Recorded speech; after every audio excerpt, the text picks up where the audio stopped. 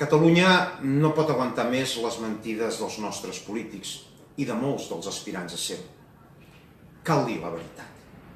Tot començant per exposar d'una manera oberta que fer efectiva la independència de la nació significa tombar i substituir la legalitat espanyola per una nova legalitat catalana.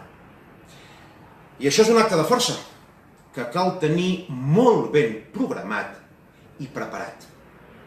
I amb dirigents durs com una roca al capdavant que amb el seu exemple arrosseguin a una majoria del poble. A ningú se li escapa que una situació així generarà una tensió que podria derivar en algun tipus de conflicte civil. La nostra obligació és minimitzar-lo al màxim possible. Però no ens enganyem, la mentalitat espanyola no pactarà mai cap acord per votar res que afecti l'anomenada unitat de la pàtria.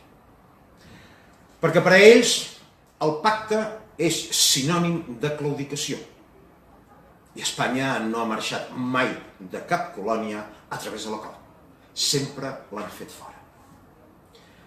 És clar que reconec que això que acabo de dir no és ni agradable ni simpàtic i que generarà segurament respecte i fins i tot por en algunes rengles de l'independentisme.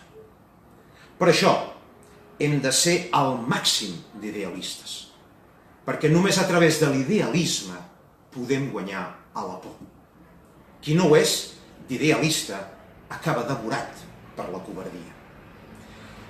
I prou de tractar els catalans com a nens petits. Només un poble adult pot guanyar la llibertat.